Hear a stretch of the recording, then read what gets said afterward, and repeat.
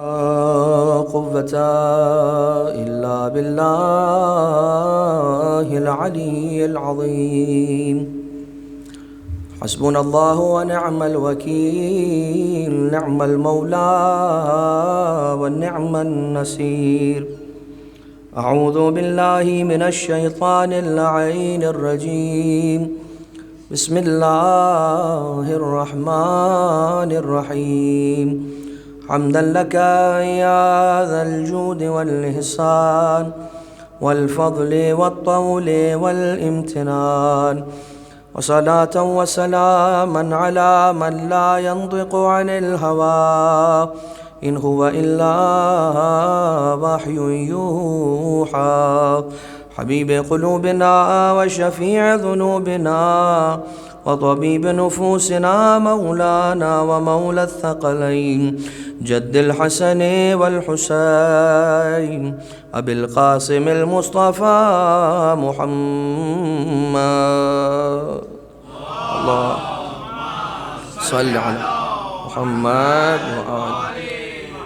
وعلى آله الذين أذهب الله عنهم الرجس وطهرهم تطهيرا.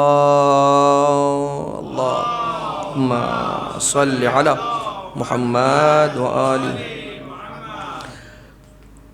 لا سيما على الإمام المنتظر والحجة الثاني عشر واللعنة الدائمة الباقية على أعدائهم ومنكري فضائلهم وغاصبي حقوقهم من الأزل إلى قيام يوم الدين.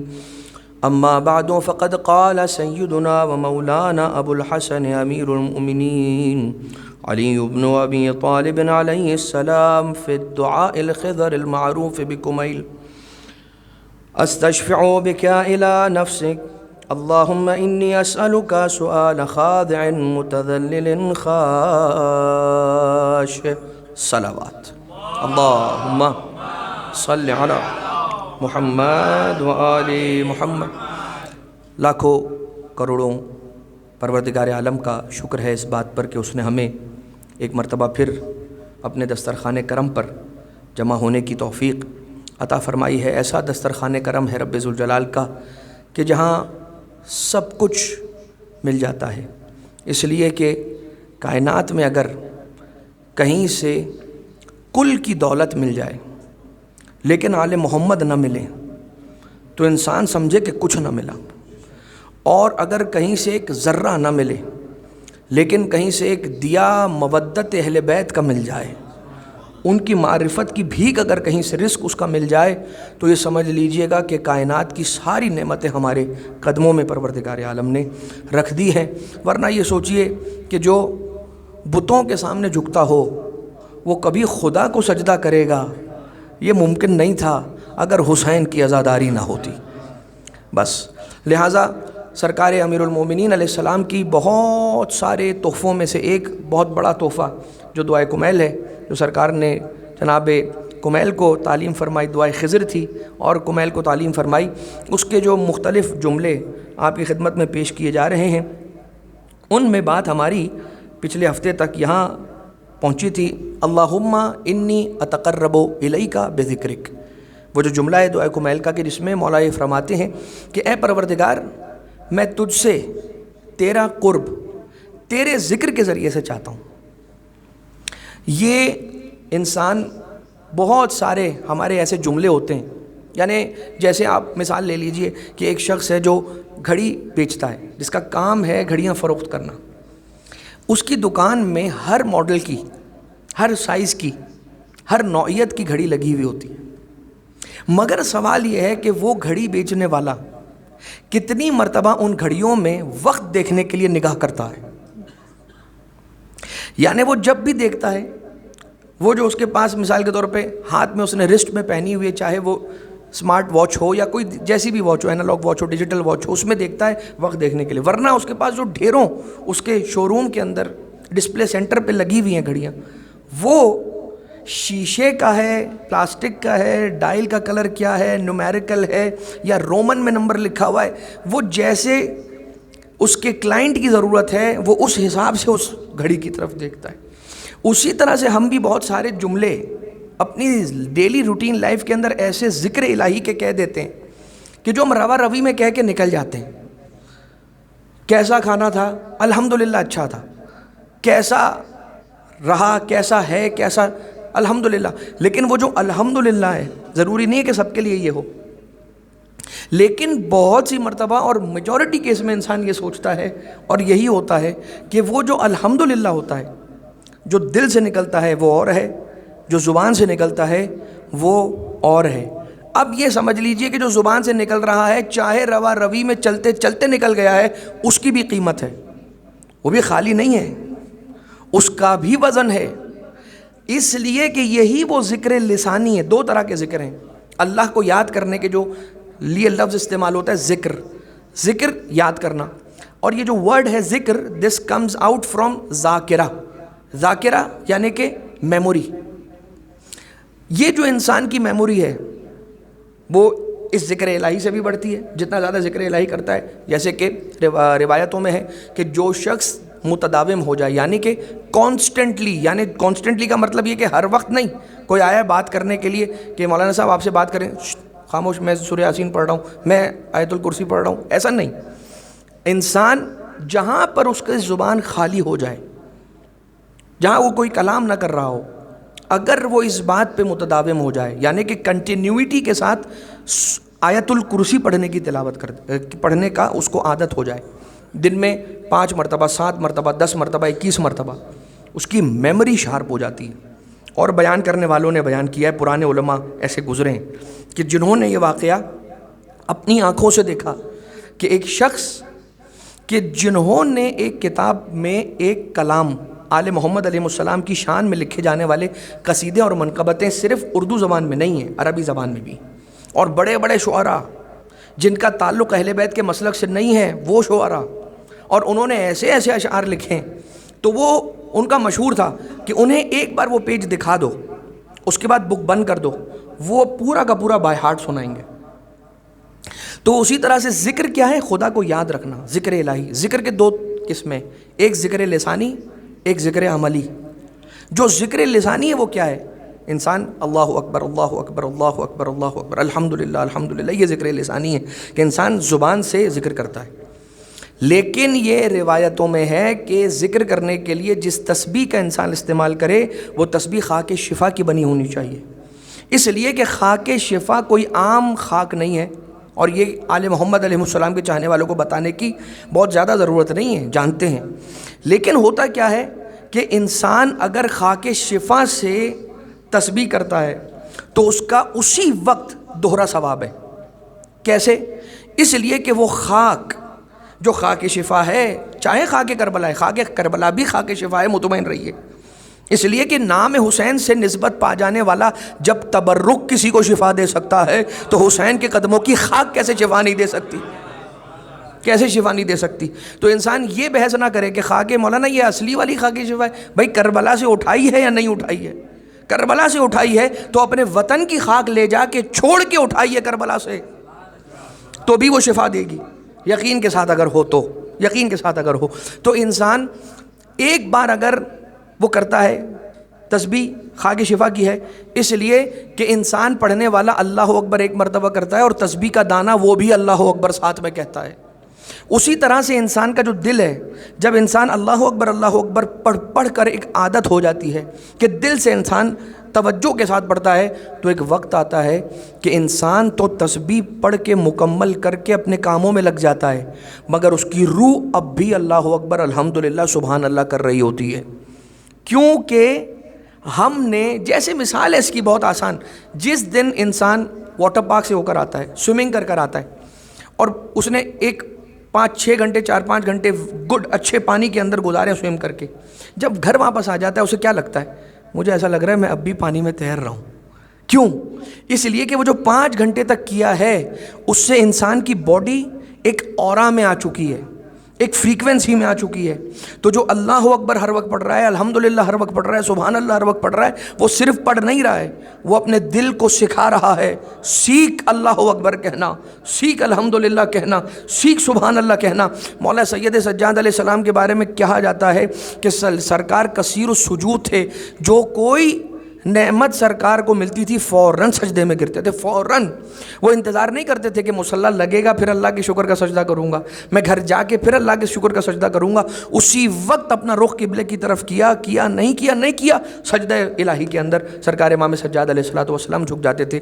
اب یہاں پہ مولا کائنات علیہ السلام کا جملہ دیکھیے کہ سرکار کس انداز میں فرماتے ہیں، اللہم انی اتقرب الیک بذکرک، میں تجھ سے تیرا قرب تیرے ذکر کے ذریعے سے چاہتا ہوں. سمجھ میں آیا کہ اللہ سے قریب کرنے والی چیزوں میں اس کا ذکر بھی ہے کہ اگر اسے یاد رکھو گے، نمبر 1 ذکر لسانی سے یا ذکر عملی سے، تم خدا سے قریب ہوگے. کسی نے چھٹے امام صادق آل محمد امام جعفر صادق علیہ الصلوۃ والسلام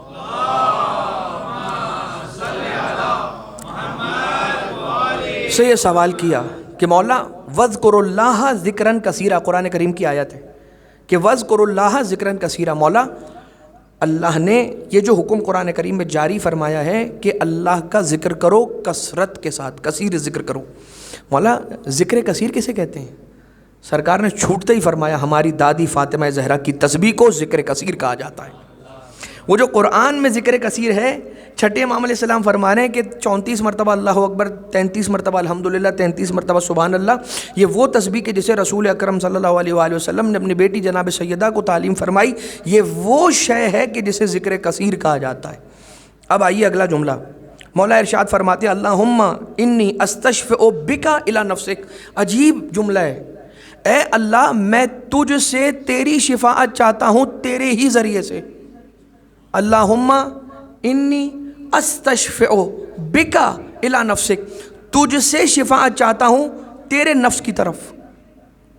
یہ امیر المومنین علیہ السلام ہی جانتے ہیں کہ وہ مولا کائنات یا من دل علی ذاتہ بذاتہ کا جملہ اپنی زبان سے جاری کرنے والا علی، جو دعائے صباح کے اندر ارشاد فرماتے ہیں کہ اے وہ ذات کہ جس کے ہونے کی دلیل خود اس کا وجود ہے. یہ مولا کائنات علیہ السلام سے بہتر کوئی نہیں جملہ کہہ سکتا کہ اے وہ ذات کہ جس کے ہونے کی ایک واحد دلیل وہ خود ہے، کوئی ہو نہ ہو. یعنی امیر المومنین علیہ السلام بتا رہے ہیں کہ آؤ میں تمہیں دعوت عام دیتا ہوں، توحید کی معرفت چاہیے تو آؤ در علی ابن ابی طالب پر. تو کیا وہ یونیورسٹی معرفت الہی کی بند ہو گئی؟ جی نہیں. علی جاتے جاتے معرفت الہی کی، معرفت نبوت کی، معرفت امامت کی، معرفت معاد کی، معرفت عدالت کی ایک ایسی یونیورسٹی کھول گئے ہیں جسے ہم کھولتے نہیں ہیں. اس کا نام ہے نہج البلاغہ. اس کی طرف ہم جائیں تو کیا اس میں سے خزانے نکلیں گے. صرف ایک خطبہ جو پہلا خطبہ ہے امیر المومنین علیہ السلام کا، اسے دیکھ لیجئے اور اس کا صرف ترجمہ پڑھ لیجئے تو آپ ششدر رہ جائیں گے کہ یہ امیر المومنین علیہ السلام کیا فرما رہے ہیں. اس کے بعد مولا فرماتے ہیں ان تدنینی من قربک وان توزعنی شکرک وان تلہمنی ذکرک. یہ 3 جملے ہیں. مولا ارشاد فرماتے ہیں ان تدنینی من قربک، اپنے قرب کے ذریعے سے مجھے دنی کر لے، یعنی اپنے سے قریب کر لے. ان توزعنی شکرک، توزیع کہتے ہیں جب آپ عراق جاتے ہیں نا، خاص طور سے عراق، اور کوئی اگر وہاں پر تھوڑا سا کبھی گڑبڑ ہو جاتی ہے کہ کوئی ایسا گرین کلر کا کپڑا بانٹنے کے لیے آتا ہے، آپ کو ایسے دینے کے لیے آتا ہے، آپ کو ایسا لگتا ہے یہ نیاز دے رہا ہے، تبرک دے رہا ہے، لیکن جب آپ اس کے سے لے لیتے ہیں تو کہتا ہے لاؤ پیسے دو، یہ تم نے مجھ سے لیا ہے اس کے پیسے دو. یہ بھی گڑبڑ ہو جاتی ہے، اب ہونا لگی ہے. تو جب آپ وہاں جاتے ہیں اور کوئی آپ کو کوئی شے دے رہا ہے، اب آپ کنفیوز ہیں کہ مجھے اس سے لینی ہے نہیں، یہ تبرک ہے یا یہ کچھ اور ہے، تو وہ کہتا ہے ہاذا توزیع. توزیع وہ والی توزیع المسائل والی توزیع نہیں ہے جس میں فقہی مسائل لکھے ہوئے ہیں جو پڑھ کے نیند آتی ہے. جو کچھ لوگ سونے سے پہلے بھی پڑھتے ہیں، کہتے ہیں کہ مولانا صاحب نیند نہیں آتی تو میں نیند کے ٹیبلٹ نہیں کھاتا ہوں، میں توزیع المسائل پڑھ لیتا ہوں. یہاں تک تو پھر بھی ٹھیک ہے. قرآن کے بارے میں ایسی بات نہیں کرنی چاہیے، اس لیے کہ قرآن شفا ہے. تو قرآن جو شفا ہے اس کا مطلب یہ ہے کہ وہ جو قرآن کی آیتیں پڑھنے سے نیند آ جاتی ہے وہ انسان کی روح کے ذریعے سے خدا بدن کو شفا دیتا ہے قرآن کی آیتوں کے ذریعے سے، اس لیے اسے نیند آ جاتی ہے. لہٰذا توزیع کا مطلب ہے بانٹنا. وَأَن تُوزِعَنِی شُکْرَک، اے پروردگار اپنے شکر کا تحفہ، اپنے شکر کی نیاز، اپنے شکر کا تبرک مجھے بانٹ. مطلب کیا ہوا اس کا؟ گہرائی میں جا کر سمجھیں اور سوچیں. یہ فوڈ فار تھاٹ ہے علی ابن ابی طالب علیہ الصلوۃ والسلام کی دعائے کمیل. ہر جملہ سوچ اور تدبر کے لیے ہے، ہمیں دعوت دیتا ہے. سوچو، بیٹھو، ایک جملے کو لے کے بیٹھ جاؤ. یہاں تو ہم نے پڑھی اجتماعی طور پر، نہیں معلوم کس کی دعا قبول ہو جائے، ہم نے اجتماعی طور پر پڑھی. گھر جا کر کبھی سکون سے تکیے پہ سر رکھ کر ایک جملہ دعائے کمیل کا اٹھائیے اور اس کا ترجمہ پڑھیے اینڈ پونڈر اپون اٹ، سوچئے اور کہیے یا علی یہ خالی ذہن ہے، اس میں آپ کی مرضی ہے، آپ اختیار رکھنے والے ہیں، آپ ایک ذرے کو سورج بنانے والے ہیں، تو میرے ذہن میں بھی تو علم اور حکمت کی عطا کرنے والے ہیں نا، آپ تو چاہیں گے تو کچھ بھی میرے ذہن میں آ جائے گا، لہٰذا کبھی بیٹھا کرے سوچا کریں۔ یعنی کہ مولا کائنات علیہ السلام ارشاد فرما رہے ہیں تو زعنی شکرک، اپنا شکر مجھے بانٹ۔ اس کا مطلب کیا ہوا؟ اس کا مطلب یہ ہوا کہ اگر کبھی خدا کی ملی ہوئی نعمتوں پہ شکر کر سکو اور کر لو تو یہ نہ سمجھنا کہ تمہارا کمال ہے، یہ سمجھنا اس نے تمہیں شکر کی توفیق دی تھی تو تم نے کیا تھا۔ یعنی اس بارے میں ایک روایت ہے کہ امام علیہ السلام سے کسی نے یہ پوچھا کہ مولا دعا میں مانگوں قبول ہو نہ ہو کیا ہوگا؟ مولا نے فرمایا اگر تو نے دعا مانگی ہے تو یہ یقین رکھ کے قبول ہوگی۔ اس نے پوچھا کیوں مولا؟ تو مولا نے فرمایا اس لیے کہ جو تجھے دعا مانگنے کی توفیق دے رہا ہے وہی اس کے قبول کرنے کا وعدہ بھی کر رہا ہے، کہ اگر تیری دعا کو قبول نہ کرنا ہوتا اس نے تو تجھے یہ توفیق ہی نہ ہوتی کہ تو وہ مانگ سکے جو تو مانگنے کے بعد سوچ رہا ہے کہ ملے گا یا نہیں۔ ٹھیک ہے، اسی طرح سے سرکار ابو الفضل عباس علیہ السلام کے دروازے کو خدا نے باب الحوائج بنایا ہے۔ یہ انسان کے ایمان کی کمزوری ہوگی کہ اس در پہ کھڑے ہو کے مانگوں گا تو ملے گا کہ نہیں۔ انسان یہ سوچے گا تو اس کی ایمان کی ضعیف ہونے کی نشانی ہے کہ جسے خدا نے اپنے عطاؤں کا دروازہ بنایا ہو۔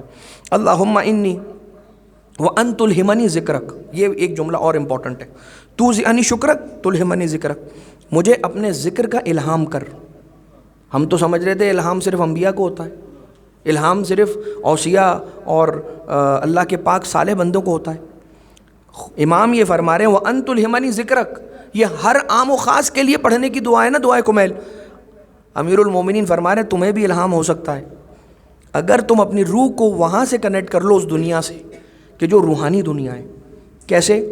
مثال کے طور پر ایک عالم دین کا واقعہ، وہ یہ کہتا ہے کہ مجھے ساری زندگی ایک ایسی دعا مجھے ملی جو مجھے نہ کسی میرے استاد نے بتائی، نہ میں نے کہیں اس کے بارے میں پڑھا، نہ کوئی ریسرچ تھی۔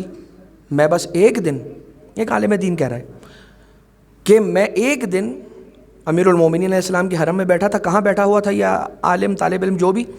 جہاں پہ سرکار امیر المومنین علیہ السلام کا جو ایوان طلع ہے، ٹھیک۔ اور وہ یہ کہتا ہے کہ میں نے بیٹھے بیٹھے، وقت بہت تھا مغرب میں، تو مفاتیح الجنان کو کھولا، ایسے ہی کھولا، کہیں سے بھی کھولا، ایک دعا نکلی۔ اس دعا کا نام ہے دعائے سیفی صغیر۔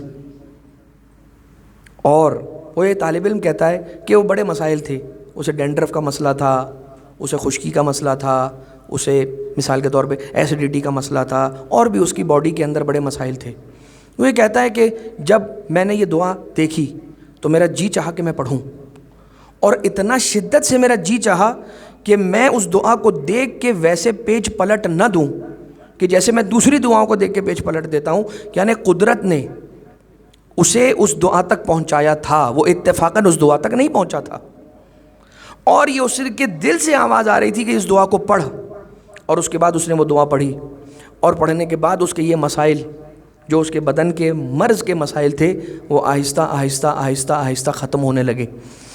ان تلہمنی ذکرک کا مطلب یہ ہے کہ کبھی انسان کو اگر یہ نہ پتا ہو کہ مجھے کیا پڑھنا ہے تو بس وہ خدا کی بارگاہ میں سر جھکا کے چلا جائے، مصلی پہ آ جائے، امام بارگاہ میں آ جائے، محراب میں آ جائے، شہزادہ علی اصغر علیہ السلام کے جھولے کے پاس آ جائے، بس بارگاہ الہی میں آ جائے، اس ویسینٹی میں آ جائے، اور اس کے بعد کہے مجھے اللہ مجھے نہیں پتا مجھے کیا پڑھنا ہے، تو مجھے بتا۔ آئے گا جواب، اسے جواب آئے گا، اور جو جواب آئے اس پر انسان عمل کرے اور پھر اس کا دیکھے کہ کیا زبردست اثر ہوتا ہے اس کی زندگی میں۔ اللہم انی اسألک سؤال خاضع متذلل خاشع ان تسامحنی وترحمنی وتجعلنی بقسمک راضیا قانعا، کہ اے پروردگار میں تجھ سے سوال کرتا ہوں، ایک خاضع، ایک جھکا ہوا شخص، متذلل جو ذلیل ہے، بہت چھوٹا ہے، خاشع ہے، جھکا ہوا ہے، ان تسامحنی وترحمنی، آئی ایم سوری، یہ جملہ ہے۔ ان تسامحنی کا مطلب ہے مولا اے اللہ آئی ایم سوری، وتجعلنی، پہلے سوری بول دیا، اس کے بعد کیا کہا؟ وَتَرْحَمَنِي أَن تُسَامِحَنِي وَتَرْحَمَنِي، اے پروردگار مجھ پر رحم کر. پہلے کہا سوری، اس کے بعد کہا رحم کر. یعنی کیا؟ یہ جو سوری بولی ہے، یہ سوری میرے منہ پہ دے نہ مارنا، رحم کرنا، اسے ایکسیپٹ کر لینا. اس لیے کہ میرا عمل ایسا نہیں ہے کہ میں جو کہہ رہا ہوں اسے قبول بھی کر لیا جائے. وَتَجْعَلَنِي بِقِسْمِكَ رَاضِيًا قَانِعًا، اور مجھے جو تو نے میرے لیے فیصلہ کیا ہے اس پہ راضی کر دے، قانع کر دے، خوش کر دے، مطمئن کر دے. جتنا تو نے دے دیا ہے اس کو شکر کر کے، قبول کر کے، خوشی خوشی اسے استعمال کرنے کی مجھے توفیق عطا فرما. ٹھیک ہے، یہ ہو گیا. یہ جو جملہ ہے بے قسمک راضین، تیری جو تقسیم ہے، جو اللہ کی تقسیم ہے، بے قسمک، قسمک کا مطلب کیا ہے؟ جو تیری تقسیم ہے مجھے اس پہ راضی فرما. آج کل آپ یہ سوال دیکھتے ہیں، مولانا نعوذ باللہ اللہ کی عدالت سمجھ نہیں آتی، کسی کو اتنا زیادہ دیتا ہے، کسی کو اتنا کم دیتا ہے. اس کا جواب ہے کوئی سوال ایسا نہیں ہے جو آل محمد علیہ السلام نے ان اٹینڈڈ چھوڑ دیا ہو. کوئی ایسا سوال نہیں ہے. ضرورت اس بات کی ہے کہ ہم آل محمد علیہ السلام کی تعلیمات کو پڑھیں. پہلے یہ سن لیں، اے پروردگار مجھے اپنی تقسیم پہ راضی کر دے، راضی کر دے، قانع کر دے، راضی کر دے، خوش ہو جاؤں تجھ سے. یعنی مجھے کم بھی ملے تو بھی خوش ہوں. ٹھیک ہے. وفی جمیع الاحوال متوازیہ، راضیاً قانعا، میرے بیہیویئر سے کیسے پتہ چلے گا کہ فی جمیع الاحوال متوازیہ، تاکہ میں ہر حالت میں متوازی تواضع کے ساتھ ملوں. یہ نہ ہو کہ اب جو اللہ نے مجھے یہ جو $1 دینار $1 کم دیا نا، اب دیکھ میں اللہ کی ایک نماز کیسے کم پڑھتا ہوں. ہاں میں بہت نمازیں پڑھ رہا تھا پھر بھی اللہ نے مجھے کم دیا، اب دیکھ میں اللہ کے. یہ نہیں ہوتا. خدا نے اب یہ دیکھیے، اب وہ میں قرآن کریم کی سورہ نحل ہے، سورہ نحل کی آیت نمبر 71 ہے، آپ بھی جا کر دیکھیے گا. پروردگار عالم کیا کہتے ہیں؟ بسم اللہ الرحمن الرحیم، واللہ فضل بعضکم علی بعض فی الرزق فما الذین فضلوا براد رزقہم علی ما ملکت ایمانہم فہم فیہ سواء. اللہ کہتا ہے کہ پروردگار عالم نے فضل کیا کچھ لوگوں پر، کچھ لوگوں کی نسبت، کچھ کو زیادہ دیا، کچھ کو کم دیا. تو کیا کریں؟ پلٹا دیں وہ کہ جن کو زیادہ ملا ہے ان کی طرف کہ وہ ان کا مال ہے جو ان کے حصے میں آیا ہے. فہم فیہ سوا. تو پھر کیا ہوگا؟ دنیا ایک جیسی برابر اس پہ آ جائے گی. مطلب کیا ہے؟ مطلب یہ ہے کہ پروردگار عالم نے جسے عطا کیا ہے اسے دینے کا ابھارا ہے، اور جسے کم دیا ہے اسے صبر کرنے کی تلقین دی ہے. لہٰذا دونوں اپنا جاب ٹھیک سے کریں تو پھر دنیا ٹھیک سے چلتی ہے اور اس میں کوئی پرابلم نہیں آتا ہے. فہم فیہ سوا افبنعمت اللہ یجحدون، کیا اللہ کی نعمت سے انسان جھگڑتا ہے؟ اب دیکھیے، ایک عالم دین ہے، ان کا نام ہے آیت اللہ سید محمد باقر الموسوی. یہ رہنے والے ہیں اصفہان کے، اور اصفہان شہر کے اندر جب یہ حوزہ علمیہ میں پڑھا کرتے تھے تو ان کے پاس اتنا مال نہیں ہوا کرتا تھا. کسی نے ایک دن جہاں پر ان کی کلاسز ہوتی تھیں، مدرسہ ہوتا تھا، وہاں پر کسی نے آ کر اپنے مرحوم کے لیے کوئی نماز یا کوئی نماز وحشت قبر یا کوئی ایصال ثواب کروایا. اس کے نتیجے میں انہیں تھوڑا سا مال ملا، اور یہ جو تھوڑا سا مال تھا، اس عالم دین نے یہ کہا کہ کافی دن ہوئے کہ ہم نے گوشت کھایا ہے، تو آپ آج ایک کام کرتے ہیں، گوشت خریدتے ہیں. اور اس اتنے تھوڑے سے مال جو ان کو ملا تھا وہ لے کر جب وہ دکان گئے، شاپس گئے، تو اس مال میں گوشت نہیں آ رہا تھا. یعنی اتنا کم مال تھا کہ اس میں ہر دکان والا کہہ رہا تھا بھائی یہی کیا ہے، اس میں کیا گوشت آئے گا، اس میں تو کوئی گوشت نہیں آئے گا. تو انہوں نے کہا بھائی اس میں کیا آئے گا؟ تو انہوں نے کہا کہ اس میں آئے گی کلیجی، یعنی جس کو عربی زبان میں کبد کہتے ہیں، جگر. تو کہا ٹھیک ہے وہی دے دو. جب انہوں نے وہ لیا، کلیجی لی، تو اب بہرحال کیا کہا جائے، کلیجی کا اگر بنانے والا اچھا ہو تو کلیجی بھی اچھی بن جاتی ہے. لیکن وہ جب لے کے چلے تو راستے میں ایک حیوان، مادہ حیوان، فیمیل حیوان نظر آیا ان کو، کہ جو اپنے بچوں کو دودھ پلا رہی تھی. لیکن وہ اتنا کمزور جانور تھا کہ جس کی ہڈیاں نکلی ہوئی تھی باہر، اور بچے تڑپ رہے تھے، دودھ نہیں آ رہا تھا.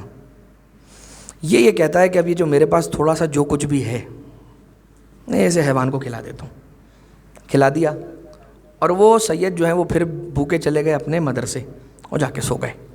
کچھ دن اسی طرح سے گزرے. دیکھیے پروردگار عالم کا وعدہ ہے، اگر تم نے اپنے صبر کا ٹرم گزار لیا تو اِنَّ مَعَ الْعُسْرِ یسرا، مشکل کے ساتھ آسانی ہے ہی ہے. انسان صرف یہ نہ دیکھے، یہ بھی دیکھے کہ کس نے کتنی تکلیف اٹھا رکھی ہے، کس نے کتنا صبر کیا ہے. کسی کا آج دیکھنے سے پہلے یہ دیکھنا چاہیے کہ اس کے آج کے پیچھے یسٹرڈے کی کتنی محنت ہے، کتنا صبر ہے، کتنی تکلیف ہے، کتنے مصائب ہیں، کتنے اذیتیں ہیں. تو یہ جو عالم دین تھے آیت اللہ سید محمد باقر الموسوی، انہوں نے کچھ دن ایسے گزارے. ایک شخص آیا اور اس نے آ کر ان سے یہ کہا کہ اے سید، یہ وصیت ہے، اس کو پڑھ لیجئے. جو فلاں فلاں شخص ہے انہوں نے مجھے اپنا ولی بنایا تھا، اور یہ وصیت وہ کر گئے ہیں آپ کے نام کہ ان کی ساری جائیداد کا 1/3 وہ آپ کے نام پہ کر کے گئے ہیں. کیوں کر کے گئے نہیں معلوم، لیکن انہوں نے یہ کہا ہے کہ اسے وائزلی خرچ کیجئے گا، صرف خرچ مت کیجئے گا، اسے بڑھانے کی کوشش کیجئے گا. تو انہوں نے اس کو کہیں انویسٹ کیا، کیا کیا نہیں معلوم. کتابوں میں یہ واقعہ لکھا ہوا ہے، قصص و خواتر آیت اللہ شیخ عبد الحمید محتدی بہرانی، ان کی کتاب کے اندر یہ واقعہ لکھا ہوا ہے. وہ یہ کہتے ہیں کہ انہوں نے اسے اس طرح سے انویسٹ کیا اور اس پیسے سے پیسہ بنایا کہ آج کئی ایک زمینیں اصفہان شہر کے اندر وہ ہیں کہ جو مدرسے کے طور پر بنی ہیں اور انہی کی بنائی ہوئی ہیں. ایک ایسا وقت آ گیا، ایک اتنی برکت ہو گئی کہ وہ زمین نہیں خریدا کرتے تھے، وہ چھوٹے چھوٹے شہر پورے خریدا کرتے تھے، مال سے مال. یہ کیا ہے؟ یہ پروردگار عالم کی بارگاہ میں قانعہ، جو خدا نے دیا ہے، جتنا دیا ہے. پروردگار کسی کو ظاہر سی بات ہے بھوکا تو نہیں سلاتا، تو رب ذوالجلال نے جتنا دیا ہے اس پر انسان اگر صبر کرتا ہے تو اس صبر کا نتیجہ یہ ہوتا ہے کہ رب ذوالجلال ایک دن اسے اس کے امتحانات کے نتیجے کے اندر عطا فرما دیتا ہے. وَلَا يُمْكِنُ الْفِرَارُ مِنْ حُكُومَتِكَ. بس آخری بات آج کے لیے کہ امام علیہ السلام فرما رہے ہیں کہ وَلَا يُمْكِنُ الْفِرَارُ مِنْ حُكُومَتِكَ. اے مولا، اے پروردگار.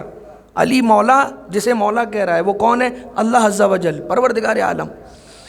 اے یا مولایا، لا يمکن الفرار من حکومتک، تیری حکومت سے فرار ممکن نہیں ہے. میں جہاں بھی گیا تیری حکومت کو پایا.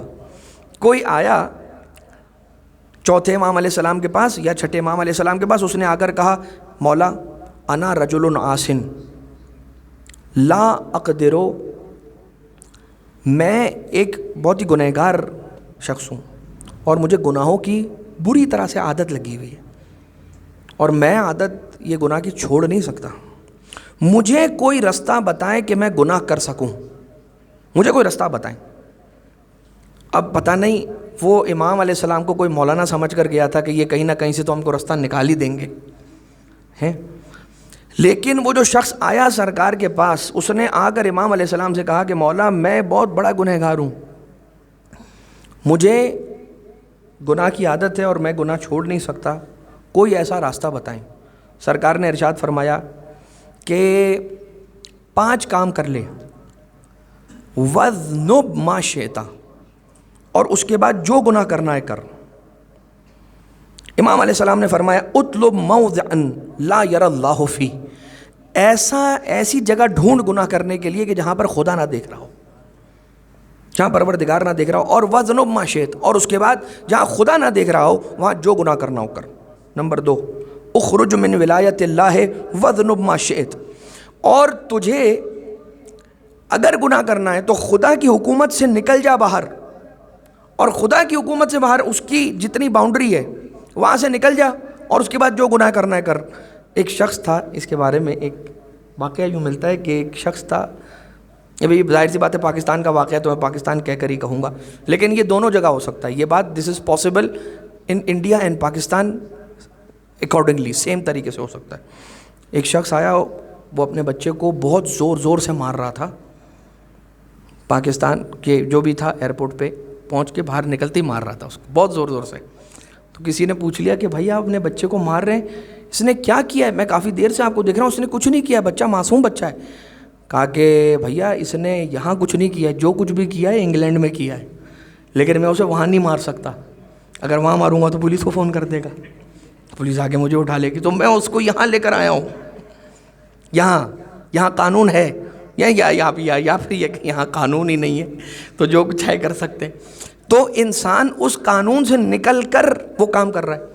یہ امام علیہ السلام فرما رہے ہیں نکل جا اللہ کے قانون سے، نکل جا اللہ کی حکومت سے، پھر جو گناہ کرنا ہے کر. امام علیہ السلام مزید ارشاد فرماتے ہیں کہ پروردگار عالم کا رزق نہ کھا اور جو گناہ کرنا ہے کر. یعنی رزق سے طاقت ملے گی آنکھوں کو، آنکھیں نہ ہو تو نامحرم کو تو نہیں دیکھے گا، کان سلامت نہ ہو تو گانے تو نہیں سنے گا، زبان ٹھیک نہ ہو تو غیبت تو نہیں کرے گا. تو پروردگار عالم کی نعمتوں سے استفادہ چھوڑ دے اور پھر جو گناہ کرنا ہے کر. چوتھا، جب ملک الموت آئے تو اس سے کہہ دینا سرکار آئی ایم ناٹ ریڈی، تم ابھی کہاں آ گئے، تمہیں پتہ نہیں ہے کہ میں کون ہوں، یو نو می.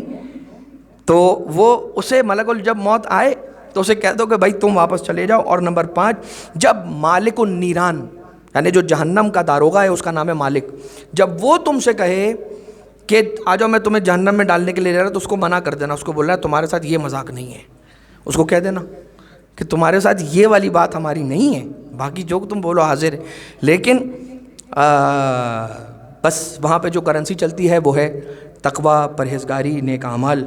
اور جو سب سے بڑی کرنسی ہے جو اس دنیا میں بھی چلتی ہے، اس دنیا میں بھی چلتی ہے اور قبر میں ہی یعنی موت کے وقت سے نظر آنا شروع ہو جائے گی، وہ ہے محبت اہل بیت علیہ السلام. کوئی خبردار اس دولت کو ہیچ کہہ کے، فضول کہہ کے اسے کارنر کرنے کی کوشش نہ کرے، اس لیے کہ سارے نور آئیں گے، نماز کا نور آئے گا، روزے کا نور آئے گا، حج کا نور آئے گا.